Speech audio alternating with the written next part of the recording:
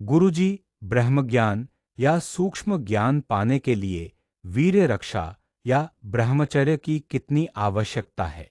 ऐसा है, वीर्य रक्षा और ब्रह्मचर्य की तो अत्यधिक आवश्यकता है, क्योंकि उसी से आपको शक्ति मिलती है। अगर वीर्य रक्षा और ब्रह्मचर्य नहीं कर पाते आप, तो आप में शक्ति का विस्तार नहीं होगा। और वास्तव में हर व्यक्ति के अंदर शक्ति होती है। शक्ति का केवल रूपांतरण करना पड़ता है। अगर आपके पास शक्ति ही नहीं है, तो आप कुछ भी नहीं कर सकते।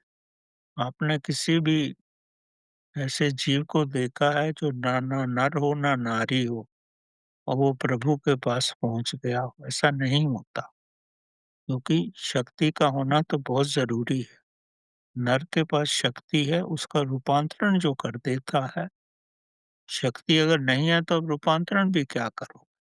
तो शक्ति को रूपांतरण करने की कला, ये सारी ध्यान साधना जो है, शक्ति को रूपांतरण करने की ही कला है। लेकिन अगर आपके अंदर सिर्फ यांत्रिक रूप से ही आप कुछ करना चाहते हो तो कुछ नहीं हो। अगर आपको प्रभु की प्यास है तो शक्ति खुद ही रूपांतरण हो जाती है। अब मीरा को कृष्ण की प्यास थी, उसकी शक्ति खुद ही रूपांतरित हो गई। तो जब तक आपके अंदर प्यास नहीं होगी तो शक्ति का रूपांतरण नहीं होगा।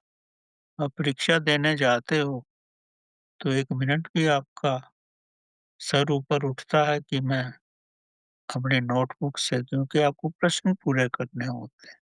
तो सारी आपकी शक्ति परीक्षा पास करने में ही जाती है।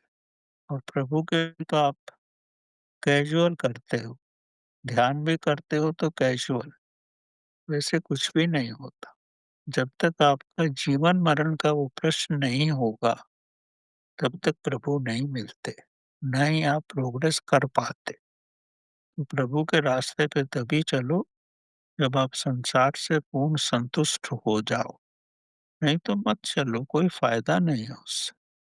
जब हर चीज से आप संतुष्ट हो जाओगे, खान पीन रहन से, संभोग से पूर्ण रूप से संतुष्ट हो जाओगे, जब आपकी वृत्तियां इस तरफ पूर्ण रूप से नहीं रहेगी, तभी आपकी शक्ति उस तरफ लगेगी।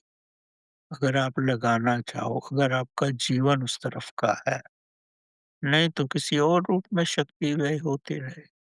शक्ति को आप संभाल के नहीं रख सकते। जो शक्ति आपके अंदर पैदा हो गई है, उसका यूज करना ही है, नहीं तो वो बह जाएगी।